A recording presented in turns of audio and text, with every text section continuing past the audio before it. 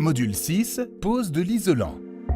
Celle-ci doit être réalisée avec une température extérieure située entre 5 degrés et 30 degrés. En cas de pluie, il est nécessaire de protéger la façade.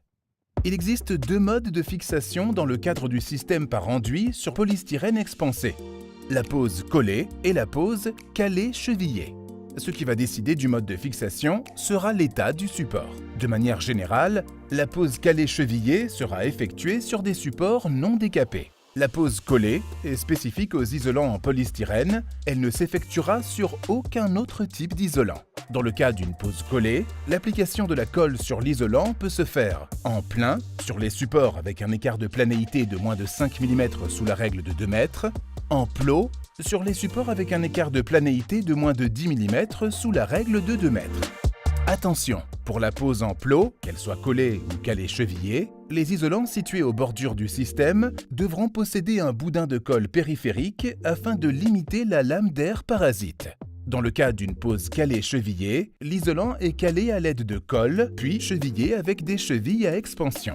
On distingue 4 types de chevilles. Les chevilles à frapper avec clous plastique, les chevilles à frapper avec clous métal, les chevilles à visser avec vis métal et enfin les chevilles hélicoïdales. Avant de commencer, certains points spécifiques sont à noter. Les panneaux doivent être harpés aux angles rentrants et sortants. La pose s'effectue à joint décalé avec une distance comprise entre la moitié et le tiers de la longueur du panneau et supérieure à 200 mm. Également, ils ne doivent pas être dans le prolongement des tableaux de menuiserie. Cela implique que la découpe en L est obligatoire et que ces 4 dimensions doivent être supérieures à 200 mm. Enfin, la jonction entre deux panneaux doit être décalée d'au moins 10 cm de la jonction entre deux profilés de départ. Passons à présent à la pose. Dans notre cas, nous allons effectuer une fixation calée-chevillée. Appliquez la colle par plot en n'oubliant pas le boudin périphérique sur les panneaux situés aux bordures du système. Commencez la pose par le bas, dont le niveau est donné par le rail de départ. Placez l'isolant, puis appliquez une pression. Contrôlez le niveau au fur et à mesure de la pose. Effectuez la pose par rangées successives et de façon à ce qu'il soit parfaitement jointif. N'oubliez pas le décalage des joints. Effectuez l'isolation des voussures et tableaux, si celle-ci est possible.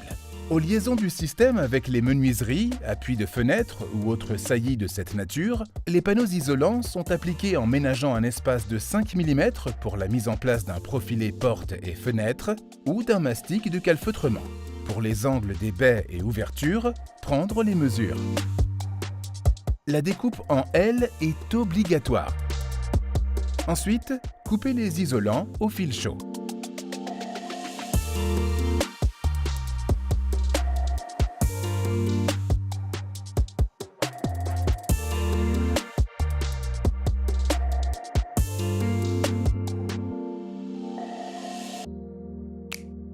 Dans le cas où les panneaux ne sont pas parfaitement jointifs, comblez à l'aide de mousse expansive.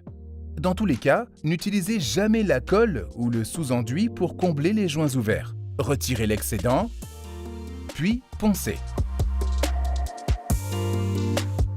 Vérifiez la planéité de l'ensemble de l'ouvrage.